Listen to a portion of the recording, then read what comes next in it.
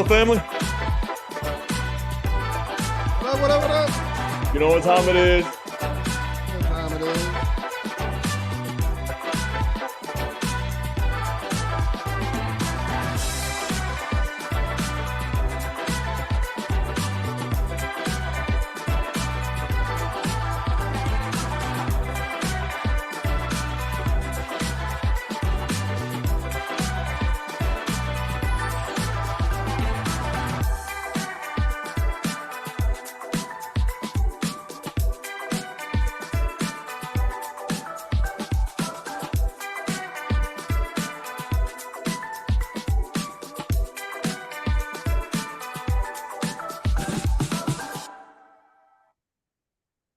My crew. What's good? What's good? What's good? Let's go. Let's Let's grow. That's it, go. Bryce McKay. Come on now. The PT. Come on, Oh crew. What's shoot. up, eh? Ed's in the house. Come on now. How we doing? Good. How are you? I'm good. Good. Shout out to Abner. He helped me do some consulting yesterday. He did a great job. Let's Great go. job. Great job. He is the media tech guru.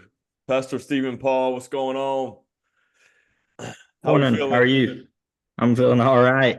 Good. You at the office, I see? Yes, sir. Come on, man. That's what I'm talking about. Pastor Ty. What's up, my brother? Feeling good? Come on. Probably on the move. Probably taking care of business somewhere or another. T Spino, how we feeling? What up? What's up? What's up? What's up? All right, y'all. Well, hey, let me go ahead and just honor y'all's time.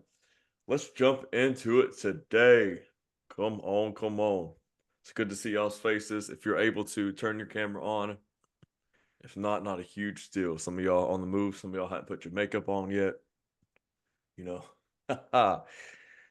we ain't all like Bryce McKinley and just wakes up and is ready to eat, just ready to get it, ready to get it. Tristan, you putting your makeup on, bro? Hey man, I got a haircut after this, so I'm looking a little rough right now. I should have waited until today. Myself go too fast. All right, y'all. Well, hey, welcome back to the Art of Public Speaking Masterclass / Mastermind. I'm gonna go ahead and say that because I want your feedback. I want to chat through some things. And first and foremost, thank you for being here. I just want to give all of you a shout out for being the brave ones that are willing to stand in front of people and to do whatever it takes to persuade of a message, whatever the message is, the good message that you are declaring. You're trying to convince and in some form or another sell someone on a message, a belief system, a way of life, a conviction. So thank you for being the ones that are willing to be vulnerable in front of people, public speaking. Some people would say, I would literally rather die than to get in front of people. So this is no easy venture, no easy task, but I want to shout all of you incredible communicators out. I want to shout you out today for leaning in just a few thoughts that I think I could just share to you and with you. All right. Well, let's jump into it, y'all. I'm excited for what we're going to talk about today. Again, today is part 3, last and final, not last in priority or importance, but we kind of started with a little bit of a mindset, a belief system, a little bit of stage fright talk, and then we got into formatting, etc. We're going to go over just some very practical delivery things today. Okay. Um, I know a few of you have been public speaking for a while. I know, Bryce, you have 20 something years, uh, probably a little bit more than that with doing so.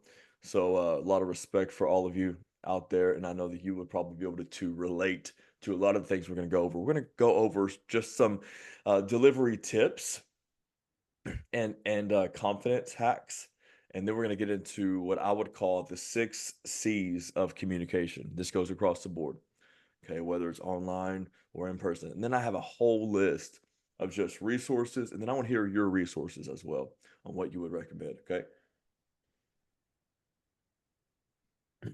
And if you have a personal resource that you've written and or you've recorded on this topic specifically, please, we want to hear those as well, okay? Okay, y'all. Let's get it. Delivery tips. Delivery tips. Okay, delivery tips. Ready? Number 1. Remove physical barriers. I know we're jumping straight into it this morning. Remove physical barriers as much as you can. For example, I come from old school church where we had the big old pulpit, wooden, baby. You know what I'm saying? It's like it's one with the stage. That thing is mounted. In front, we had the bench that said, "This do in remembrance of me." You know what I'm saying? And you know, and I get it if you need to have your notes and all that up there. But at a certain point, I want to encourage you to walk around and stand in front. It's a very simple thing, but I mean it's really the thing that um it's the lesson that we can learn from like Apple, right? They revolutionized so much of the delivery, selling, persuading business, the connection business, because they removed the desks everywhere. And you didn't talk across a desk from someone. They walked around with iPads and they connected with you. And then they took you to a little bit of a desk to check you out, or they checked you out on the spot, right? Chick-fil-A, it does the same thing in their own way. They walk up to your window with an iPad. They connect with you. Okay, so when it comes to public speaking, delivering a message, connecting, it's about connection. When it comes to connecting with people, I encourage you find a way to move around to the front side, or if you're in a place, if you have the message already in you, and you really don't need the notes, and you're able to just wipe it from the stage. Take away. I mean, there was a couple of years in my travel ministry that I told the guest, the host, I said, "Hey, don't even put a table up there. Don't put a podium. I'm just gonna go. You know, we're gonna go TED Talk style, but I'm not. Of course, I don't deliver like a TED Talk in those type of settings. But hey, connect, man. Where there is no connection, there's no communication. Okay, so you gotta do, that's one way that you can connect with people if you remove physical barriers. Okay, as much as you're able to. All right. Okay, Tim Lane, welcome this morning. Pastor Corey jumping in to welcome. Good morning, y'all. We're talking about delivery and confidence tips, hacks, tips, whatever you want to call it, advice, encouragement. Delivery tips is what it says in my notes. Good morning. Good morning. Tyler, repeat what you Number said. one, Where there's no connection, what? where there's no connection, there's no communication. Mm. So if my wife and I, you know this, if my wife and I were trying to communicate with one another, or if I was trying to communicate to her, I give her information, she gives me understanding. But if I don't connect with her on a certain level, there's no communication. I learned this by having a dog. This is funny. Hard transition here. Wow. I learned this. There's no correlation between a dog and my wife. Let me just say that. But this is a great thought. So my little dog, she was a little rescue dog. She is a rescue. We still have her. She's a sweet little girl. And I would try to tell her, "Hey, get in your kennel. Get in your kennel." So when we had her in her kennel throughout the night, get in your kennel, and then she wouldn't move until I laid down literally on my stomach, and I would put my hand out, and then she would sneak up to my hand. Then we would have a moment of connection. Then communication occurred, and then she would run to her kennel. but she needed that moment of kind of getting down, you can say on her level or whatever. In other words, in a place of connection. Okay. So where there's no connection, there's no communication.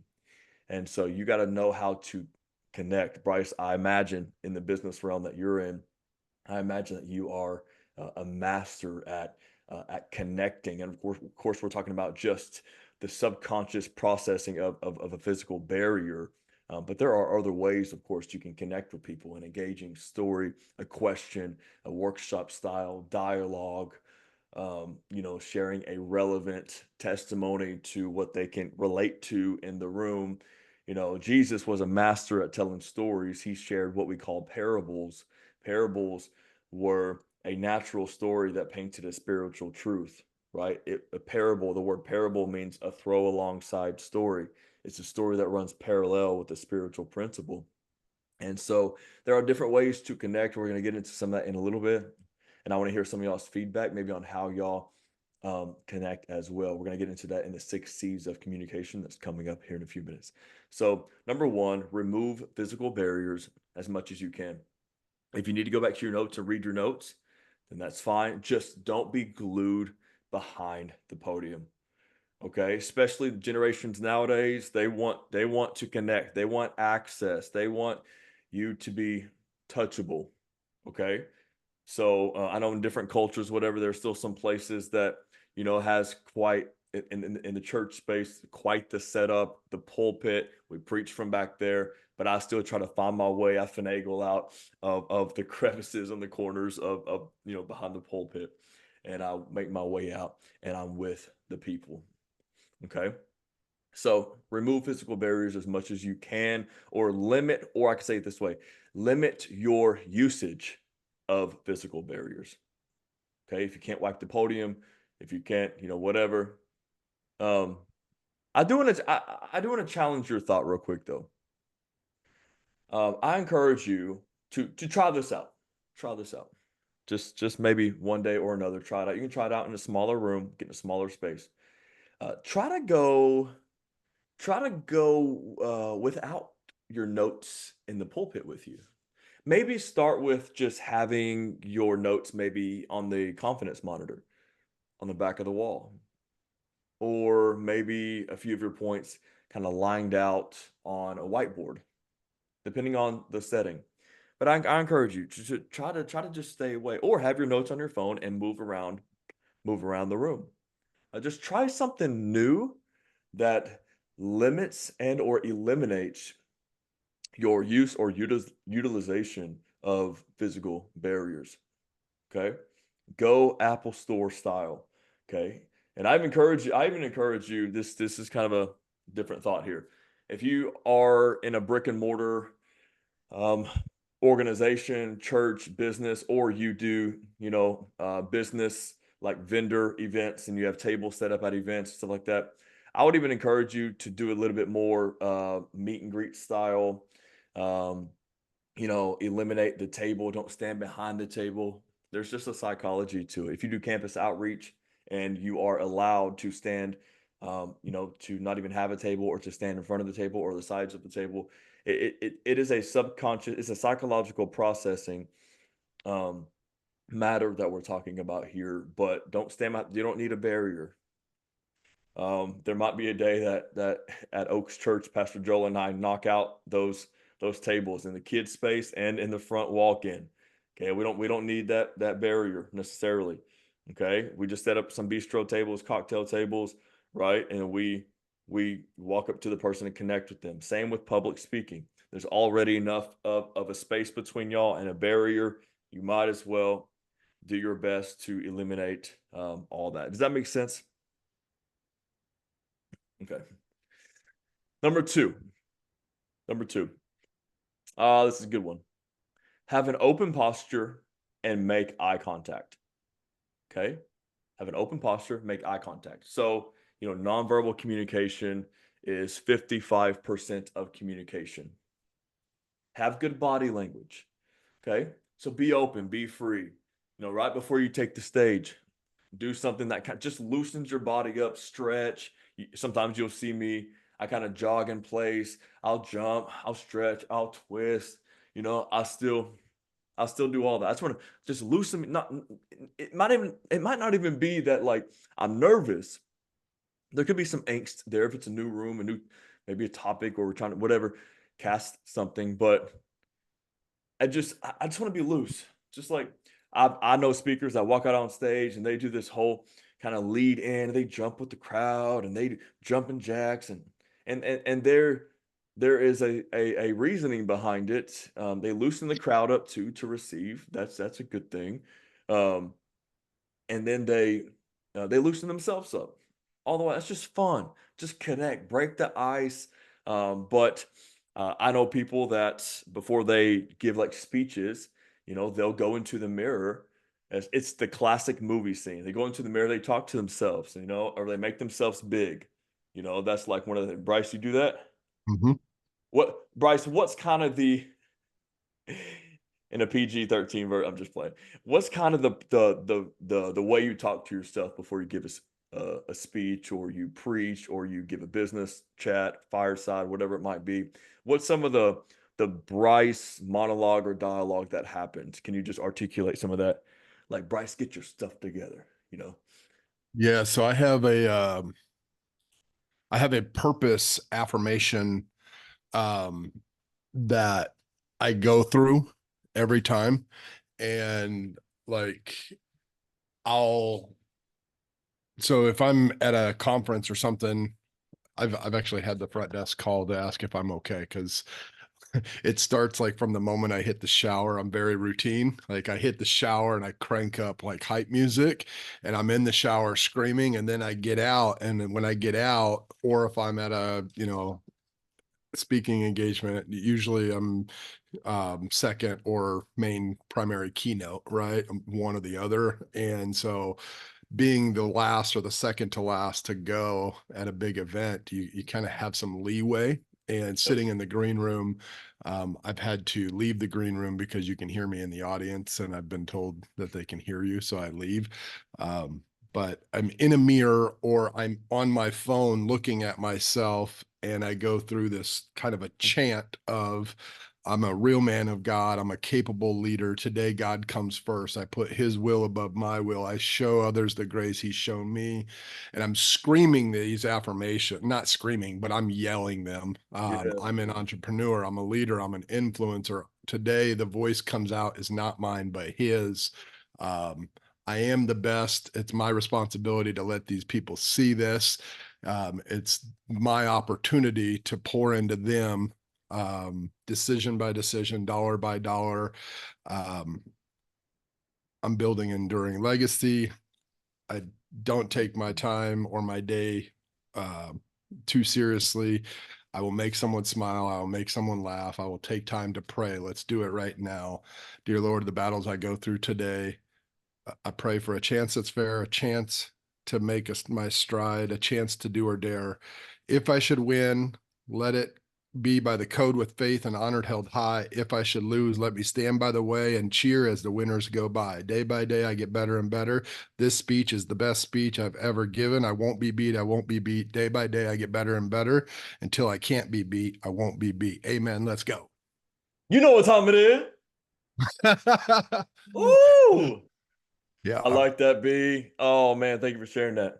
That's copyrighted by Coach It's a Sean. little, You can't. it's a little louder and a lot more enthusiastic. I promise you that. Not guys like you and I being loud. Never. We're not loud. No. Never, never, never. Abner, we were sitting at a Abner and I was sitting yesterday at a lunch, and we were meeting with this pastor. He was doing some tech uh eval stuff. Then of course he's one of my clients with with consulting, and a new buddy of mine too, great leader. And Abner, we made a comment about something about me being loud or something. And this guy, he doesn't know my ministry, he doesn't know me. And if you know me, you know I'm not the quietest person in the room.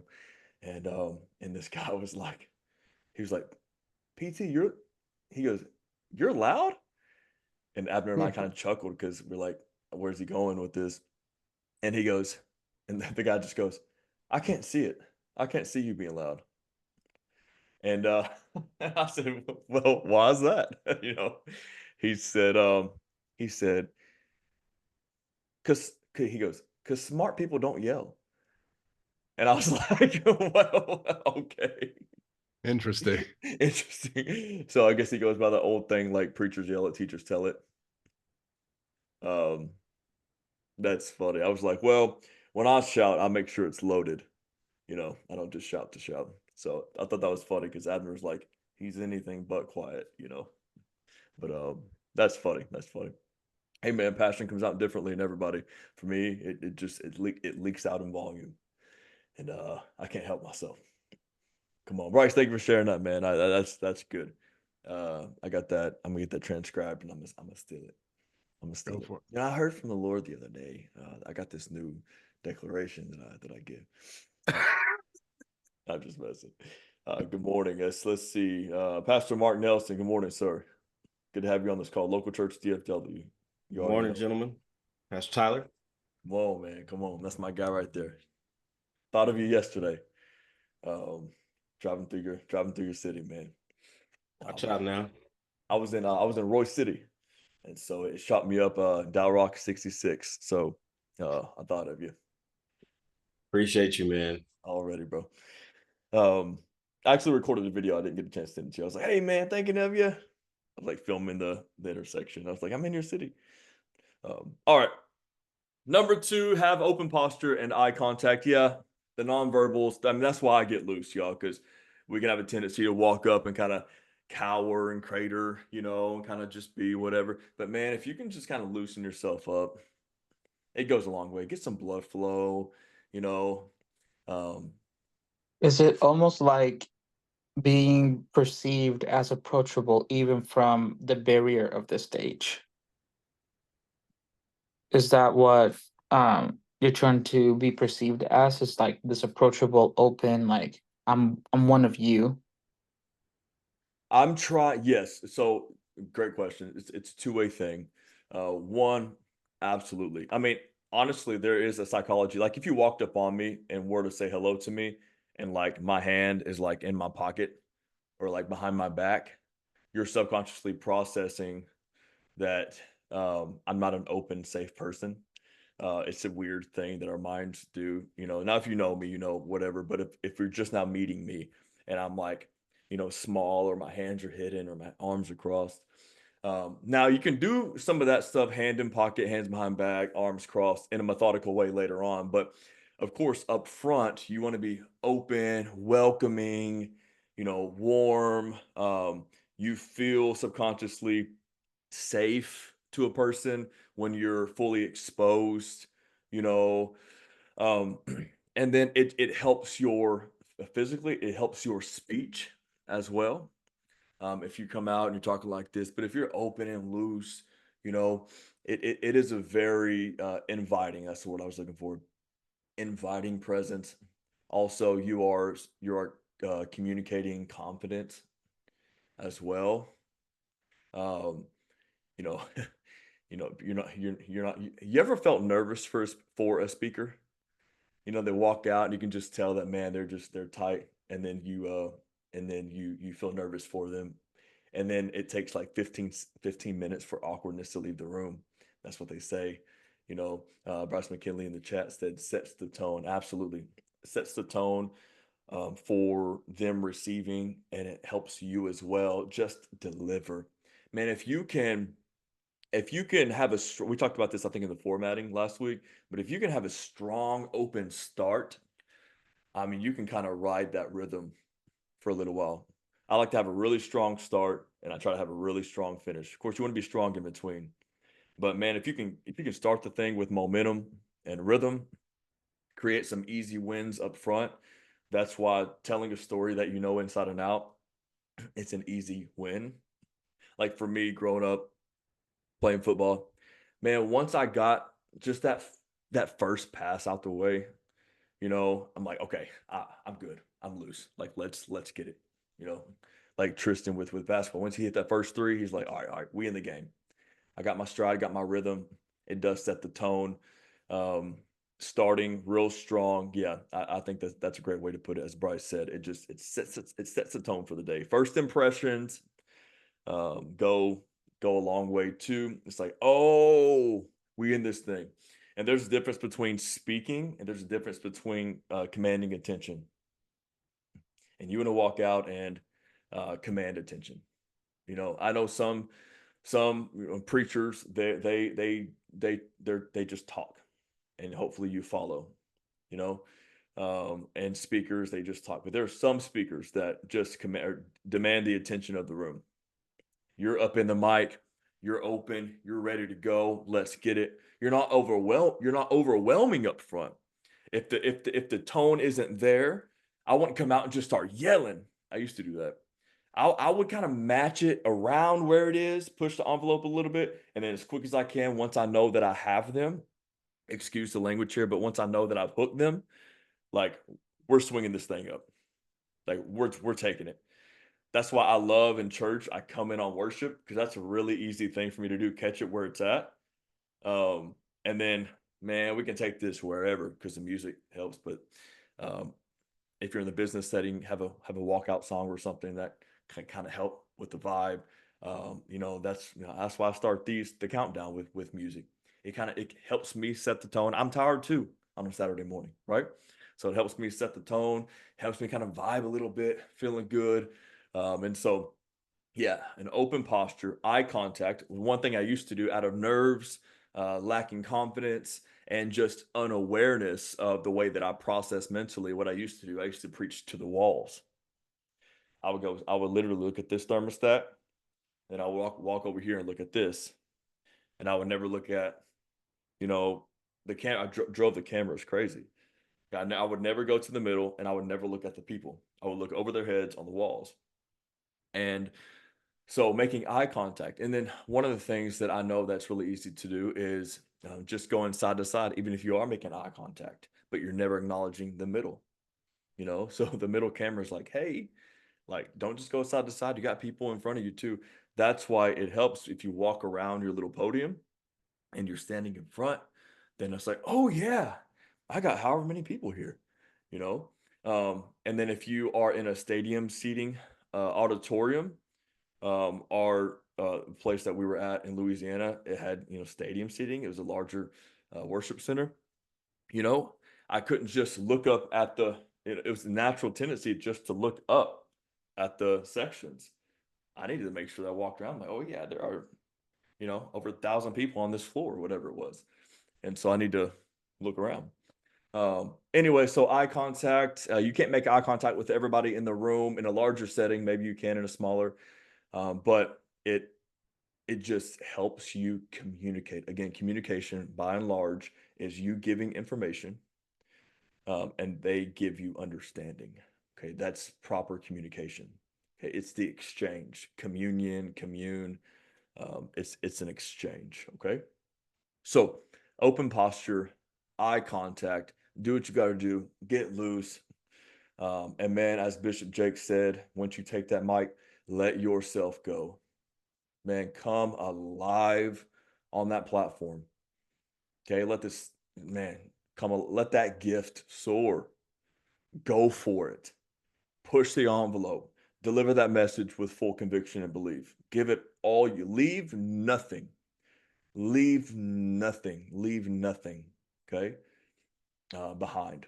Give it all that you have. If you look crazy, if you sweat, if you get loud, if you got to be funny, if you got to be whatever it is, man, just let it loose. Somebody said, I think maybe Ravenhill said, preach like a dying man to a dying people. All right. And so preach, speak, whatever. Just let it fully loose as if it's your last time. It'll change the way that you deliver. Pastor Mark said, I sweat too much. Hey, man. Hey, we old school. You sweat? That's good. That's good. I preach better sweating. You know what I'm saying? All right. So that's good. Come on. Come on. It's because you be wearing layers, Pastor Mark. You got the layer game like intact. You your swag is like it's that layer swag, man. That's me trying to manage the sweat stains, bro. Yeah, that's bro. Hey, blue jean jackets can hold its own for a little while. It can last for a little while. It I can got a last you. It good can last you about a 45, good 50 47. minutes That's exactly. You said 45, 50. I said 47. We already know. right there. Literally. Oh man, that's good. Okay. Yeah. So have open posture and eye contact. So just present yourself confidently. Okay. And here's the thing. Here's a hack. This is real. There's a science behind this. Even if you don't feel confident, your mind has an actual response to your posture.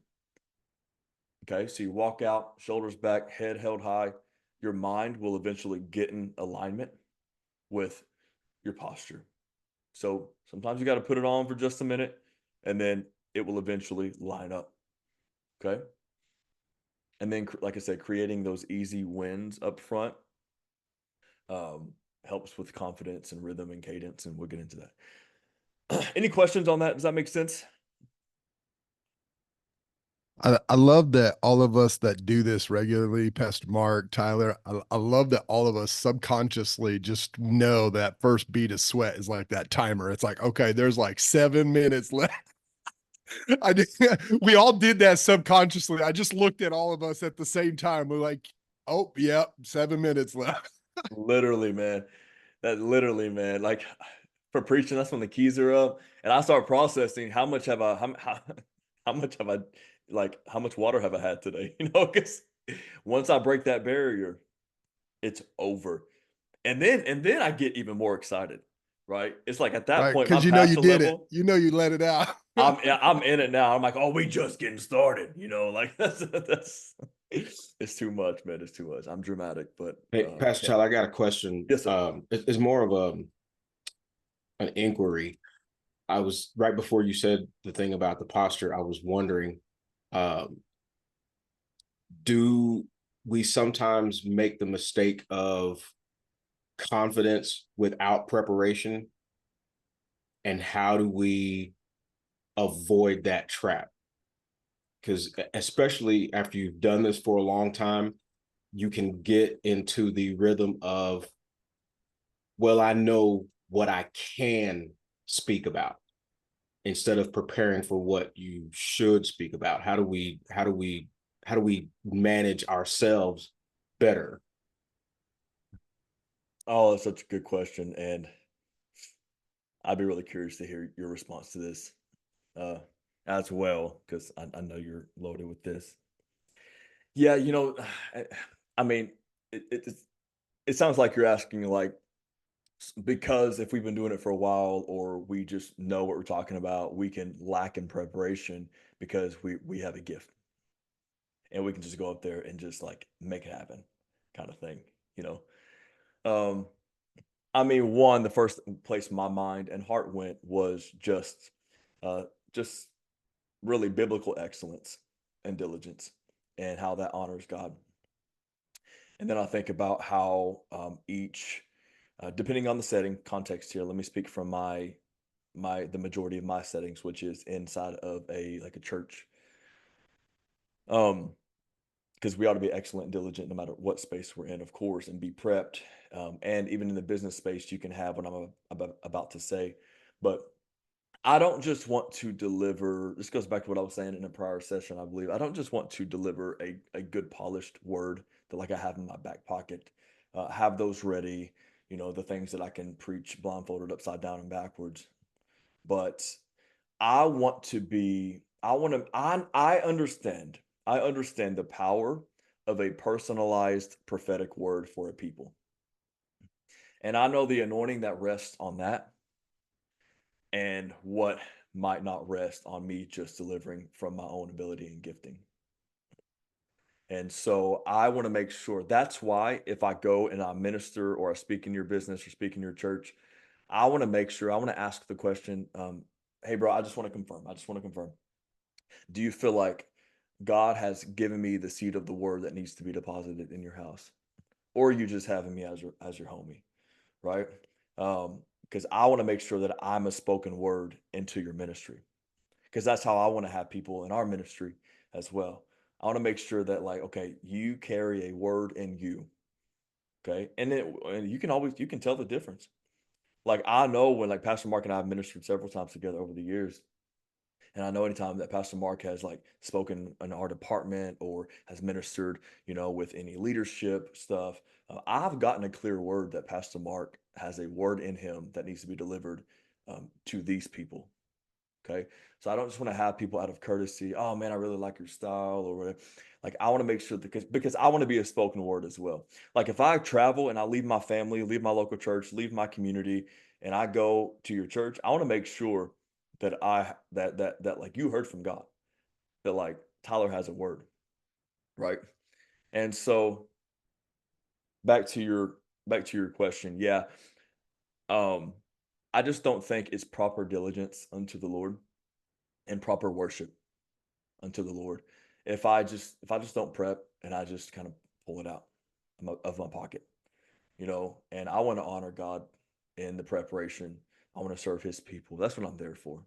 What would you say to that, Pastor Mark? I'm really curious to hear what you said. I saw your chat pop up too. Well, I think that crossed my mind because as you were talking about the confidence factor, a lot of our presentation has to be put on to be projected. We have to, a lot of us, we practice certain presentation techniques. We practice our entrance and our exit. We want to make sure that we can take off and land in succinct manners. And in doing all that, in some circles, whether it be business or the preaching setting, some groups, organizations, flavors can kind of make you feel disingenuous if you are doing that. Like, I was a part of a church organization up in Illinois. They made us practice the transitions out of worship and into the next part of the service. So if you were doing transition, you went up in front of all the other people that did transition and you had to practice your transitions. Whereas where me and you have worked together in the past, transition was just intuitive. It was whatever happened and there was no real preparation for it. I can see the value in both of those moments because it is more of a sometimes prophetic moment. It is more of a shepherding moment. And sometimes you can't shepherd, you got to figure out which way the room is going before you can shepherd. But Right. I think the risk in it, in not being prepared, especially to give an entire message or an entire talk, the risk in not preparing and being diligent with each opportunity is, not to over spiritualize it, but it starts getting you comfortable with operating under your own steam. And that can carry you for a long time. But on the days where you don't have it, if you are not filled up with the word or the passion for your subject matter, you will know that you're empty when you get to the mic. And you might not be able to even admit that you're empty until you get to the mic. And by then, it's a little late. So one of the things you and I used to talk about was being a person that was in the subject matter, whether it's the word or business or the stock market, being in it outside of when you have to talk about it. Because then that gives you the ability to minister from overflow instead of dipping into the well of what you need inside you. So that's I think that my question was really I guess more of sometimes we don't think about the risk factors, and sometimes the risk factors help us understand the need for the preparation. Does that make sense, bro? Amen, brother. There's nothing like, heaven wants to draw on what's within, but you ain't got nothing. And you're in that moment and you're like you feel exposed to yourself. You're like, you're like, yep, well, there's a lot more that I want to do. But you ain't got nothing. You ain't got a well. So yes, out of the overflow, amen, man. That is so good. It's yeah. There's so much we can go in there, right there on. But no matter what setting we're in across the board, let it be out of that place of overflow. And that puts you ready in and out of season. You know, I used to just piggyback that. That was so good, Pastor Mark. Thank you so good. for sharing that. I missed last week and because I had prior engagements, but what Mark you just said, and for those of you that are here, learning for the first time, that's what I said the first time, like 2 weeks ago. That's why I'm here, for the overflow, right? To see perspective. The preparation is not just going through the notes and the topic, but it's getting other perspective. Um, I pulled out my notes while you were talking. I train, 5 different companies and they're all sales-based organizations. And even I still have my script right next to my desk, highlighting things, still learning my material. And I've taught this for 20 years, just different industries. It's the same script, just different products. And even I keep my script right next to my desk.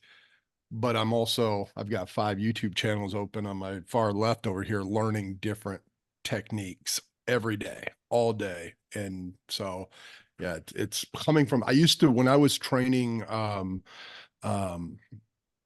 Dean Graciosi and Tony Robbins, when they did their KBB thing, that marketing funnel thing that they did a few years ago. So when I was training them on the delivery of that, I described it and it just came to me, but I ended up using it and writing another curriculum from that. I described it as a funnel. When you're pouring into somebody as a speaker, just like when you pour oil in your car, it's like focused energy, right? And so you have to kind of like what we were talking about with the open posture and the eye contact, Abner, to answer your question simultaneously here. It's focused energy, but from a place of I'm giving and you're able to receive. But with a funnel, when you have that, if you keep pouring, inevitably it's going to overflow. And that overflow splashes. That splash is where the Holy Spirit moves. If you're in a church, that splash is where you get a higher conversion when you're selling. That splash is where the magic happens. So it's like a funnel. You keep learning and learning. When you're pouring, you're getting more than you need into someone. And that overflow is where the splash and the magic happens. That's how I described it.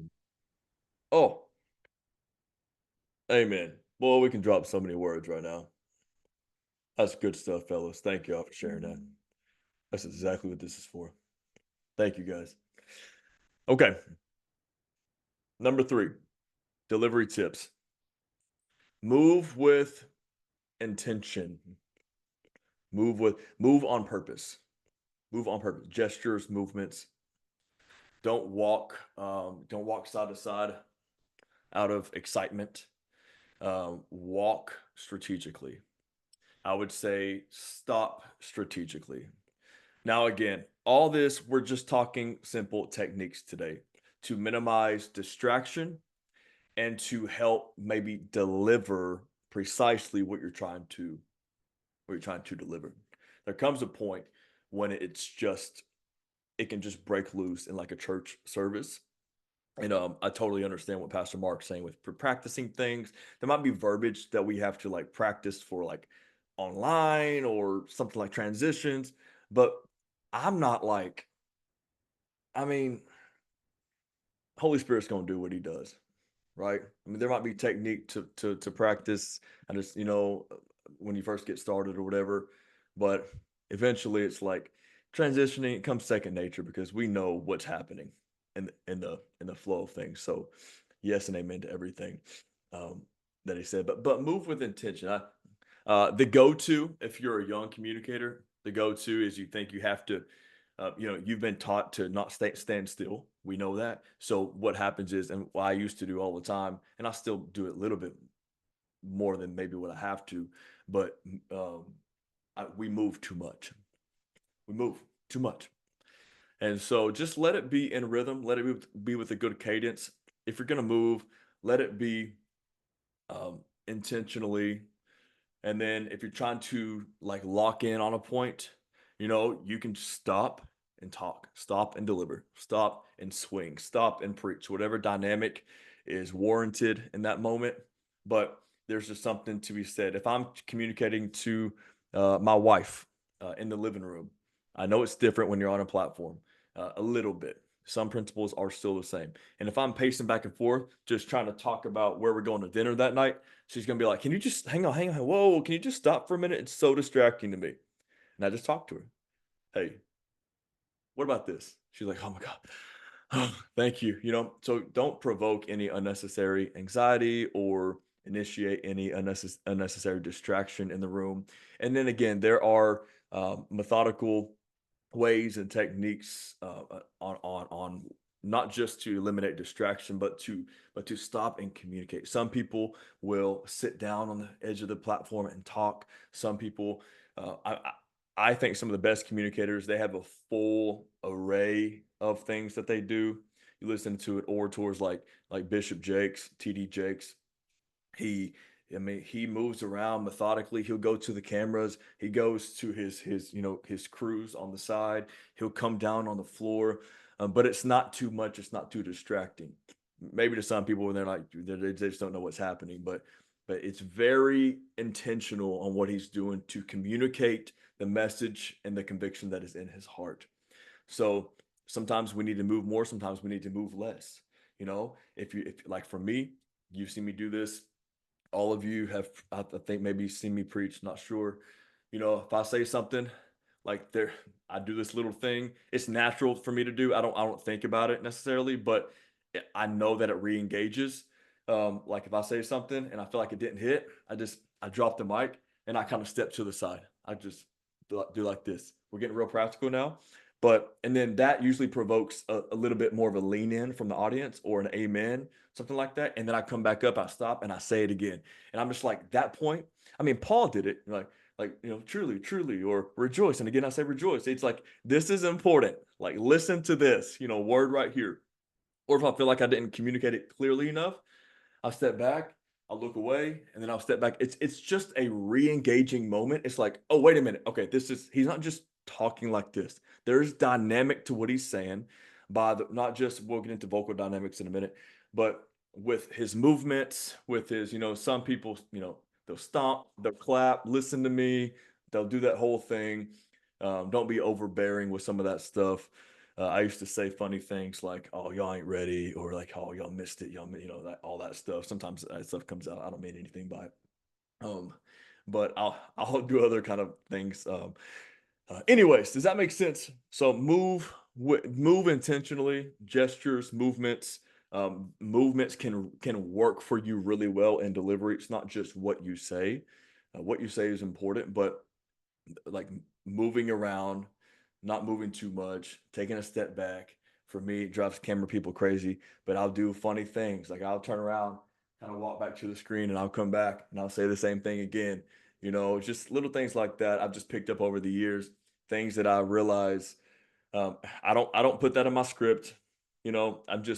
I am so engaged with the room that I feel like I know when something has landed or when I need to reiterate. So that's where connection comes in play. I'm not just giving a speech and just talking to the air. Okay. I am connecting with the audience. No matter if there's 6,000 people in an arena, a small arena or whatever, or if there's, 12 people in a staff meeting. I want to connect with the people because I'm trying to communicate. I'm giving information and or revelation, and I hope that they give understanding. I want them to understand what I'm trying to say. Does that make sense? Okay. And I want to make this clear that I'm not pre-thinking about movements. I'm just trying to say, be aware of if you're doing it too much in a distracting way. And also there are things that you can do to more clearly communicate what you're trying to say. I hope that's coming across clearly. Okay. Okay, so move intentionally. Amen. Okay, next one. Speak with methodical vocal dynamics. I don't think I have to zoom in too far on this, but there is, we'll get into this in just a minute as well, charisma. So what you say is important, but how you say what you say is just as important. So we talked about it earlier in another setting, but if I'm just kind of talking like this the whole time and there's no dynamics, I mean, I will intentionally swing up something or drop something because again, it's all about keeping the people engaged, especially when the attention span is shorter and shorter, and especially when you have a message that is worth delivering. So if I'm talking, and I like, I think that I'm self-aware enough at this point. If I'm just talking, I feel like it's getting too like this for too long, then I would just take a breath and then I will like say something or, I'll do something to because I might get bored of hearing myself talk, it's like to keep myself engaged and leaning in. So anyways, so if I'm just talking like this to you the whole time and we're hanging out and we're talking through the art of public speaking and how important it is to deliver with conviction and to deliver with, good cadence, rhythm and flow, and that's okay right now, but after about 12 minutes of that, like naturally, maybe not for y'all because y'all are leaning into just good content, good teaching you can almost receive from anywhere. Um, for the most part, people, it will kind of be a tuning out of that. But if you're like this and suddenly you're self-aware enough, it comes back down to connection. If you're connected enough to the room, you can kind of feel what they're given. And then that's when you come in and say, okay, we're talking like this for a while. But hey, I want you to understand today. Let the blah blah blah blah blah. Da da da da da. And ha da da. It's charisma, dynamic. You're delivering. You're talking slower sometimes. You're pausing. I know some great speakers that, man, if they just paused for 1.5 seconds, just paused, just took a second. Let the person absorb, because we got to remember as speakers that we've been processing this contextually all week long. So we know up here, we have the full file room of what we say, but man, they don't, right? So the pause can sometimes help deliver what you're trying to say. If you know you said something very thoughtful, deep, or whatever, then just take a moment, let it breathe. Be okay with the pause. I'm more okay with the pause than I've ever been. Just pause. Take a step back. And let people think for themselves for just a minute. And then you can come back in. You can talk about it. You can swing it back up into something. You can bring a little bit more to it. You can swing it up to a preach. God, deliver another thing, declare, and then ask for a response. Come on, if you agree with that, put your hands together just for a second. Put your hands together or say amen or, bump your neighbor, stuff like that. Whatever setting might be, just stay engaging, stay dynamic. You ain't got to put the preach on like some of us naturally will. I'm a preacher. It's just who I am. And it comes out differently in different settings. If it's more in a business format, I'm not gonna preach in G flat. You know what I'm saying? I'm not gonna teach, but I'm naturally gonna deliver a message passionately. But I've never been more comfortable and confident in the power of the drop. Just talking, pausing. So you just knowing when to do that is absolutely vital. And there's so much more we could talk about that. We could talk about in that regard. But all the while, be yourself. But there has to be some type of dynamic on your voice. For the most part, there has to be just something that is, even if it's in your cadence and it's not necessarily in volume, there has to be some type of change. Like right now, I have all kinds of cadences happening. Like, let me get real practical. So just now I said, um, there has to be some type of cadence that you apply versus there has to be some type of cadence that you apply. It landed so much better, I would assume, when I said there has to be some type of cadence that you apply. And then I paused. Does that make sense? It's real. I'm just top of the dome, real practical. B, yeah. Watch this. When he went to show you what he was about to show you, he said, let me get real practical. And he spoke up. He did it naturally. He didn't realize he did it, but he spoke up and he sped it up with an uptick. He didn't even realize he did it to grab your attention so you would lean in. It was natural to him. Go back and watch your tape, Tyler. It was beautiful. And I could feel all of you, even though I'm over here working, I'm listening. I could feel the energy. Everybody leaned in just a little bit. You did it naturally. Let me get real practical. And he sped up. That's what he's talking about. When you speed up, slow down, drop the mic. Like, I'm literally thinking about TD's book, Drop the Mic. Like, go read that, because that's all he talks about. And when he wrote that, you'll see like his mentees, like Stephen Furtick, completely changed the dynamic of how his other pastors that he mentors started speaking. You go back and look at when he wrote that book, and the next 6 months, all the different pastors that he works with, their complete presentation changed. And you did it naturally, Tyler. So go back and watch your tapes. It was beautiful. Oh man, I appreciate that. That is so funny thinking about that now. I'm like, oh, that makes sense. Got it. Wow. Made a point in trying to make a point. Thank you for pointing that out, Bryce. That's a great thought. Absolutely, man. Good. And don't drop the mic. That's one of my resources down below. But I'm thinking about practically dropping the mic. That's another type of dynamic that you see me do. That's why I like when I'm in settings and I'm able to do handhelds. I don't always have to do them, but I work the dynamic of a mic so much. If you go back and watch my sermons, there are things that I do. And then I get up and I eat the mic. I'll preach or whatever. I'll put it up against me, and then I drop it down. It's just, there are dynamics you can even do with the mic that's not just audibly engaging, but it can be visual. It's a visual as well. Does that make sense?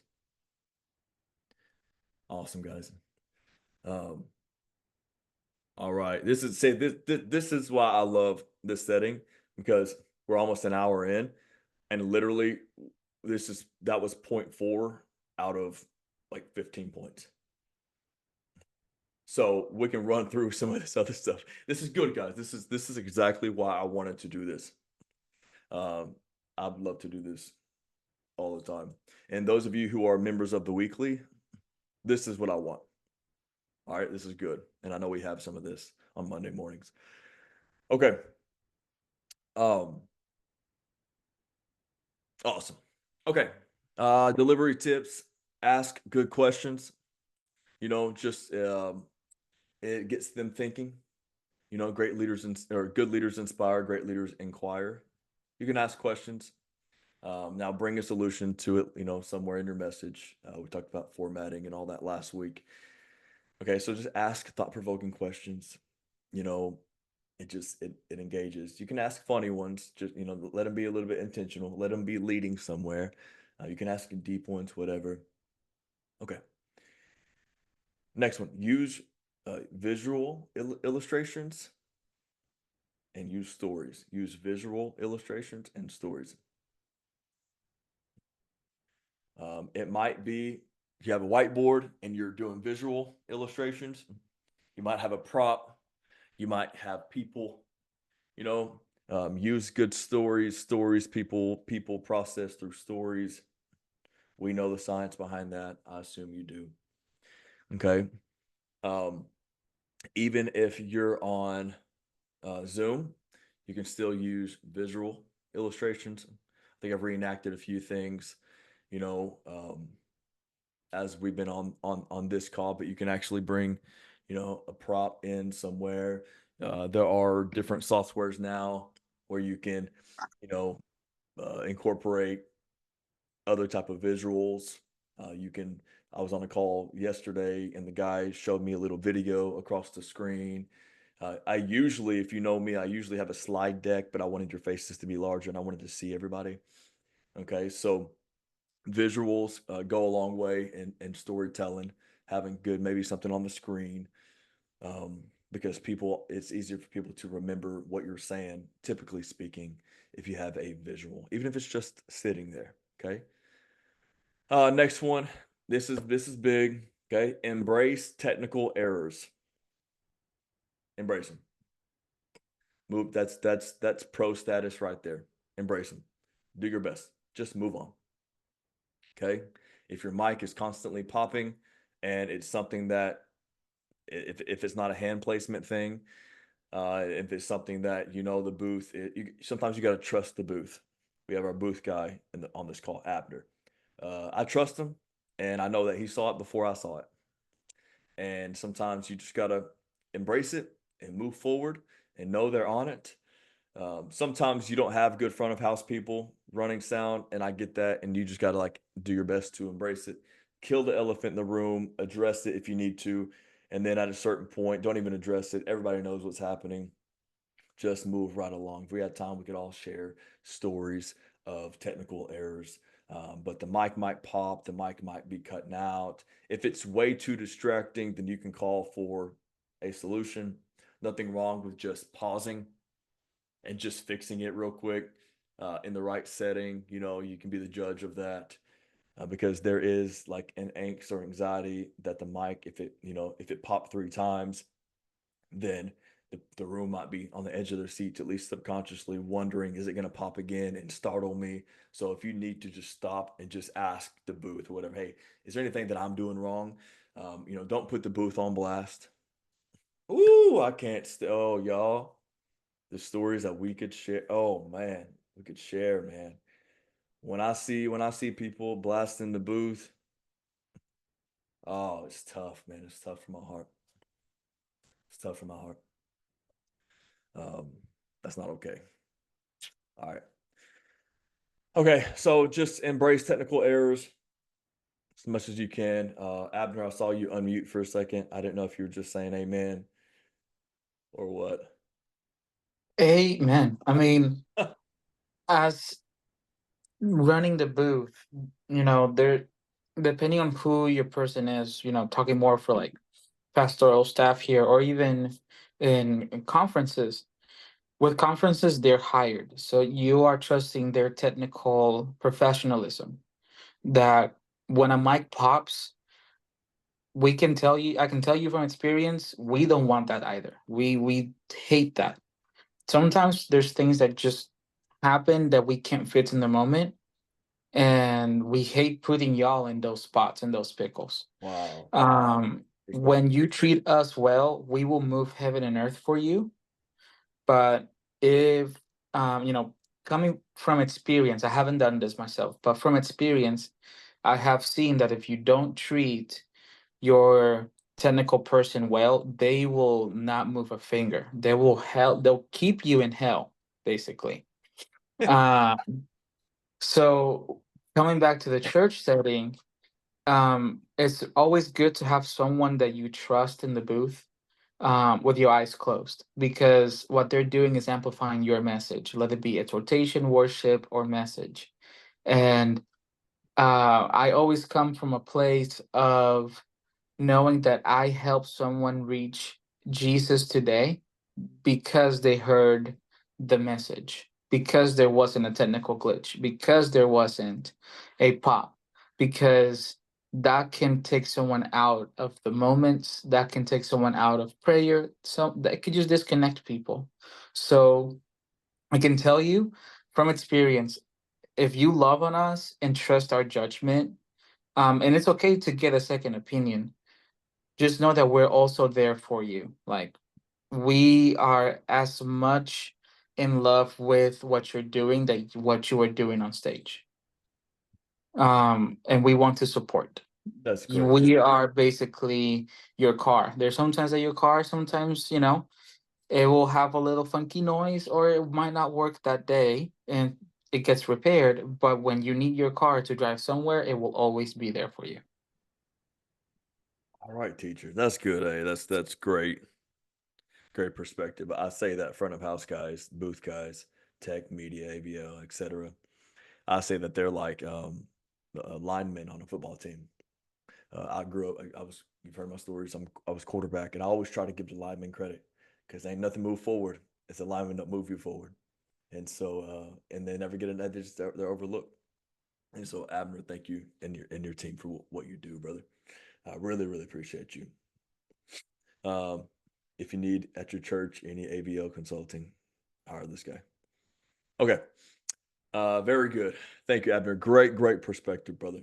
Next, last but not least, this goes with, in tandem with this, but mic placement, delivery tips, mic placement. Make sure that you're close enough to the mic. Not every mic can pick up, way down here, right? You got to get up in the mic and adjust from there. So, and real quick, if the mic's on and you're walking, you're taking the platform, I wouldn't walk straight out and start yelling in the mic. Give the team time to adjust. So I do a couple little filler things intentionally every single time to let the team kind of catch my vocals, especially if you're sharing a grab mic with somebody before you.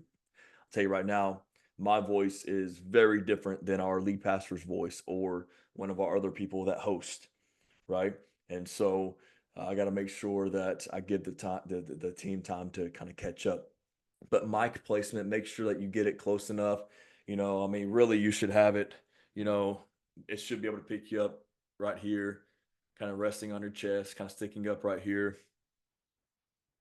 That's kind of a good middle ground.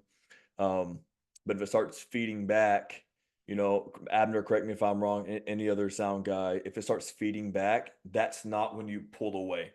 From my understanding, it's when you get a little bit closer. Is that correct? Yes. You don't So go, usually, whoa, yeah, that will not help. So think of feedback as if the microphone, it's the microphone picking up what the speaker is outputting.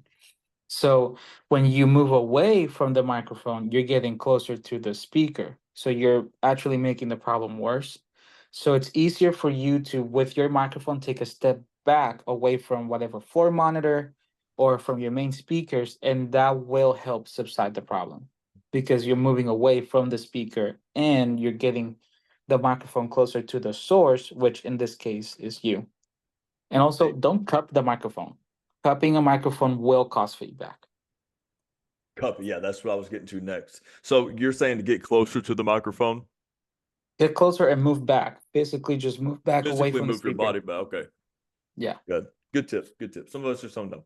And then, yeah, cupping it and then holding it where the signal is released. If it's popping, I do that a lot. I grip the mic like crazy. My old chiropractor used to get on to me for that, man. I still do it. I grip it, especially when I get to going. And so, yeah, you want to move depending on where the signal is in the microphone. You can slide your hand up, if it's at the bottom or whatever, depending on the type of microphone.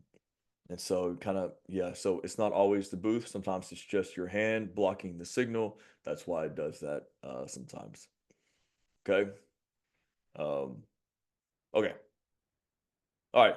We're going to run through these next this next portion in a few minutes. You ready? All right. I'm ready.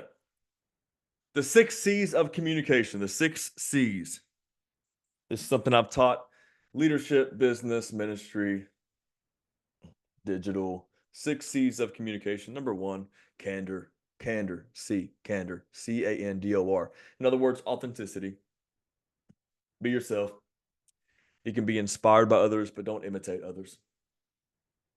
Not intentionally. There might be some natural things that come out that you kind of sound like this person or that person.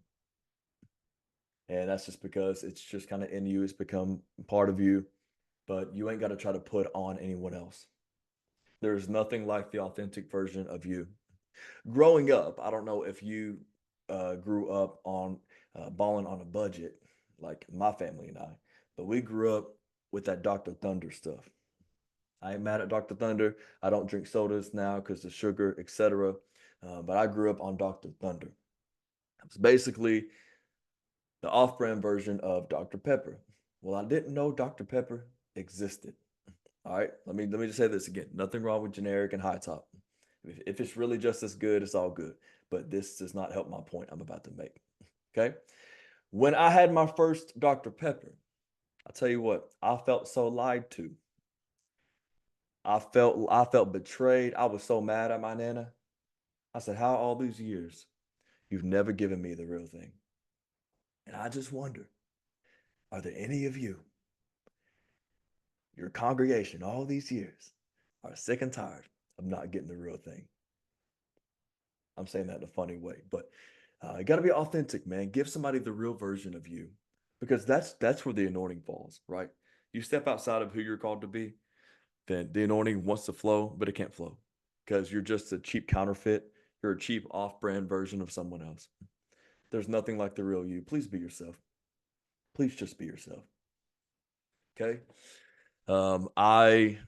I embraced that. I remember when I really started embracing that, when I discovered myself too. I think that's worth mentioning. It takes a little while. Somebody said it takes, like 10,000 hours to really discover your voice, and I get that. It takes a little bit of time. You try stuff out. That's just part of discovery. But the endeavor, the motive, the mission is to discover your own voice that God gave you. Okay. So just be yourself. You ain't got to preach, teach like no one else.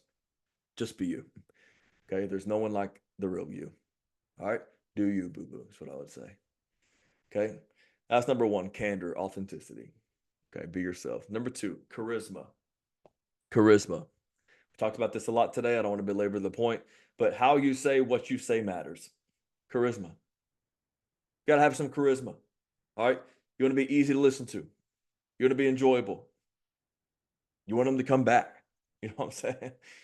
So charisma, how you say what you say is important. Number three, content.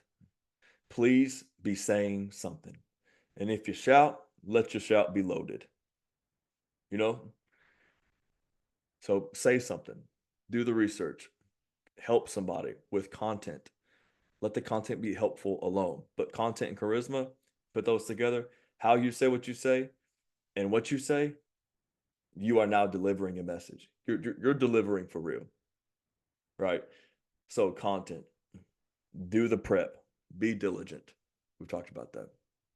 Make it worth their time. People don't mind giving their time. They just mind wasting their time. I despise my time being wasted. Okay. And then I despise wasting other people's time. So think about this. Think about, you got a couple hundred people in front of you and you have them for 40 minutes. Do the math. That's a lot of minutes that you're now taking from this world, right? Make it worth their time. You're going to be held accountable. You know what I'm saying? So be diligent, do your research. Okay. And then make it worth, their investment too. If you're leading a staff meeting, man, think about how expensive staff meetings are. Go do the math. Go tally up the hours and their pay. Like that's why I don't like unnecessarily. I love good meetings that are intentional, and I despise bad ones. If a meeting doesn't have to be an hour and 47 minutes and it could be 27 minutes, take 27 minutes. Okay. Save everybody time, energy, and money. All right. Amen. Okay. It's expensive organizationally and of course attention wise, which is a great asset to your team, their attention and their energy level. So you want to help steward that as best you can as an organizational leader. I know that makes sense. Okay. Make it worth their time. Number four, clarity. Clarity. We've been kind of following the format Bishop Jake said, think yourself clear. You want to be clear in what you say. If it's blurry at all to you, it's just consider it absolutely incomprehensible to the people you're delivering it to. It has to be ultra clear to you. So make sure you process it diligently before you actually say it. And if you say something and it's not clear, then do your best in a few seconds to paint the picture of the context out loud.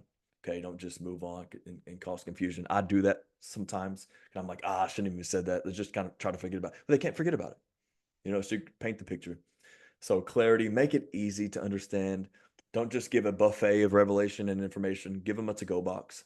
Make it clear on how they can apply it on Monday morning. That's how I write all my sermons and teachings, is how do you practically do this on a Monday morning? And it came from that story when I got hired at a church that Pastor Mark was my oversight at. And we high-fived, dapped it up, shook my hand. Congratulations on getting hired. He walked out of the office, and I sat down at my desk and I said, hey, Pastor Mark, now what? Like, I'll preach, I'll build a team, but like, what do I do like Monday morning? Like, what does this actually look like? So now I've constructed all of my curriculum and all my sermons based off that. Like, okay, what are 3 to go items? How do you actually do this? Okay, so make it clear. Make it clear what you're trying to say. Make a case for it. Put the lawyer on a little bit. Be an attorney before the Lord, whatever context you're in. That's number 4, almost done. Number 5, cadence. Cadence. Have a rhythm. It's easy to understand when you are in rhythm. If I'm talking and I'm spacing it out, and then I kind of come in lacking rhythm, and then I'm not super, not really like we said that a lot now, right? Like, not really like clear, and I'm kind of just real choppy. Well, you're exposing yourself that you haven't processed, right? And so that's a horrible example, what I just showed you, but that wasn't in rhythm. There was no cadence or flow to it all. It's hard to listen to something that's out of rhythm. If you're real spacey, like I just showed you, it's like, oh, say it already. You're holding your breath. You're like, oh my God, this is not clear. So cadence and rhythm. I'm such a I'm such a rhythm preacher. I have to get on rhythm. And you know, when I preach, once I find that's why you got to start strong and on rhythm, because it helps kind of the flow, set the tone. We've talked about that. Okay, does that make sense? All right, cadence and rhythm, rhythm and flow. Okay. Last but not least, we've talked about this all day. Here is the big theme of all this: connection. Connection, reciprocal communication. Okay, you want to connect in a way that your stories connect, that your body language is connecting, that your points are relevant and connecting, that you are in tune with the feeling of the room. And remember, if you have an online space, if you're a TV person, or if you're a YouTuber, just know that first and foremost, that your priority are the people in the room. Okay, there might be a couple of things you can adjust, and you definitely want to take some time and honor the people online or in the room. We were by and large an online and TV ministry in the past, and so I was kind of trained to like take a few moments to address, but never let that be at the expense of connecting with those in the room. Okay, like actually in the room, minister to them. So connection. All right. Any questions? Any questions? Did y'all enjoy this? Man, I hope so. I don't need a That was I so don't need a good, Tyler. courtesy. Thank you, brother. Oh man, thank you guys. Thank you, Pastor Corey. Thank you, ma'am. This was on, bro. Y'all are awesome. I hope that there was at least 1 or 2 things. Anytime I go to a conference or do a class like this, attend a class like this, I'm like, if I can just take just a couple things away and just like put the work in, and then it's all good. I tell people I take the conferences, like 3-day conferences. I'm like, okay, I know we just drank from a fire hydrant, but what are like 2 things that stuck out? And there's a reason why those stuck out to you. They don't stick out that way to your neighbor in the same way. So I would just encourage you, take a couple of these things, just think through like, okay, what are some things that I can do to continue to improve? Because we're all students of this, right? Whether we've been doing it for -2 years, whether you're getting ready to be a public speaker, or you've been doing it for decades. Okay, we're all students, as we ought to be, because we all are leaders. We're kingdom leaders with a growth mindset. And so I just want to commend you all for doing this, and just giving time, on a Saturday morning. I know most of us, at least if not all, have church on Sunday, And so some of us are prepping sermons today. That's what I'm about to jump straight into, right? So shout out to you. I love y'all dearly. Let me give you a few resources real quick. One, of course, I got to highlight this, all right, because it's something that I believe in. Real quick, I do have a program, really a community, entitled The Weekly. The Weekly membership, it's a monthly subscription. And we've been in a series on, basically went through a whole masterclass on conflict resolution. We talked about health. We talked about how to practically write strategy. It's very much life and leadership, or it can be life coaching for leaders. We talk organizational leadership. We get really practical. Some of y'all are a part of it. And of course, we talk about just practical ways to take your personal lives, your personal stewardship in a holistic way to the next level. It's a great community. It's a growing community. There are limited spots, but that is just a monthly membership. That's kind of one of the things that I offer with this company, Tyler Wooten, Life and Leadership Coaching. That's who is hosting this. Okay, so anyways, that's called the weekly membership. You can learn more about that. You can message me if you're interested. You can apply to become a member of that. Just go on the website tylerwooten.com, and of course, I do church consulting, one-on-one sessions. I sell packages. There are different discounts that I give when you buy in bulk. If you are in the ministry in some way or another, there are specials that I do provide to you. Some of y'all on this call are my partners in this. And if I'm not the best coach for that specific arena of your life, then I do have network coaches that I work closely with as well. But I love partnering with faith-driven, high caliber leaders, as all of you are. And it's a passion of mine. I've been coaching for some years now. I got other coaches on this call as well. And it's something that I'll do forever. And so thank you guys for being a part of this. Bryce, thank you, Say. Thank you for saying that in the chat. What did you say, Tristan? You didn't say it, and obviously I'm not a speaker. What I got from this is what I want to hear me speak. Ooh, that's a thought, man. That's really good. I want to hear you speak. I want to hear you speak. There's a lot of stuff going on in the chat. That's exciting. I need to go back and read all this. Y'all goofing. I love that. Okay, so tylerwooten.com, you can pull some stuff. And then, of course, I got all kinds of free videos and content, just Tyler Wooten Leadership. You can look up that on YouTube. There are a few podcasts posted. I got like 100 videos on YouTube or something like that. Just from old sessions that I did like this live. And so I just want to be an encouragement where I can. And I would love to partner with your church as well. We do consulting, and there's sometimes church budgets sometimes sponsor. Got a couple of clients right now. Church budgets are sponsoring coaching for some of their ministerial staff. And so, anyways, that's that. Enough about that. You will also receive a certification of completion soon. Use it as you please. I just want to honor you by just saying, hey, it's official. You've done this. And every now and then, I have all kinds of just random certifications from different things that I've done. And sometimes it's just an encouragement to myself, like, no, I am a student of this. I do have a growth mindset. I am learning. I am growing. This is who I am. So sometimes that's just what that is for you, whether you put it somewhere publicly or not. It could just be, an encouraging thing to you. A few resources real quick. My recommended reading list. There's one classic, Communicating for a Change by Andy Stanley. And I can email these out to you as well. Communicating for a Change, Andy Stanley. So I shared some of the whole driving analogy illustration earlier on. I kind of mixed it in with some other thoughts that I had, but he essentially paints communicating as if you're going for a drive, and it's really just masterful, and it's simple, easy to read. Many of you probably have already read it. There's a book by Chris Anderson called TED Talks. TED Talks. Now, let me make this clear. Some of the stuff you got to chew the meat, spit the bones. Okay, pull principles, not always methods. Okay, don't always copy and paste every little thing to your context. If it doesn't fit, it doesn't fit. But TED Talks by Chris Anderson. Next one, The Essentials of Public Speaking.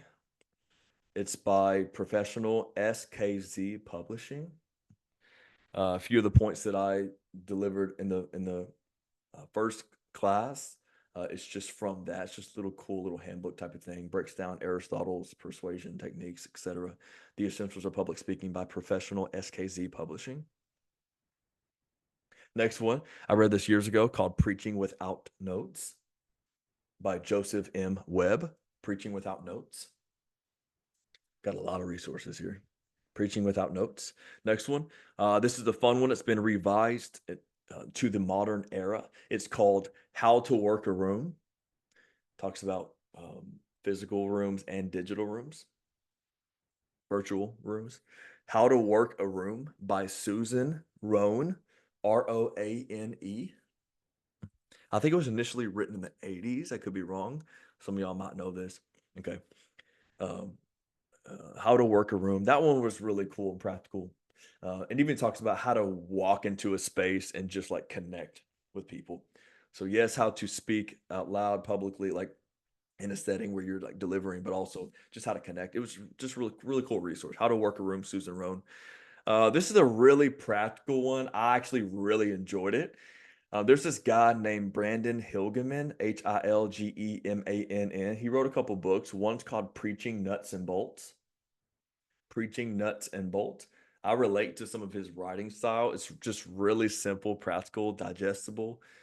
It's a fun little handbook, but Preaching Nuts and Bolts has a few resources. Another one is called Preach and Deliver. Preach and Deliver. Brandon Hilgeman. Preaching Nuts and Bolts and Preach and Deliver. Okay.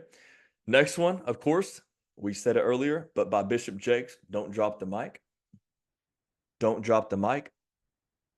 Seizing the Moment, Delivering Your Message. Don't Drop the Mic by Bishop T.D. Jakes. Here's another one. John Maxwell, of course. Everyone communicates, few connect. Everyone communicates, few connect.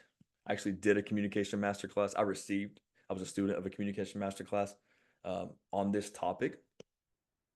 And of course, the way he uses communicates is different than the way that I've been kind of using communicate here. I'm aware of that.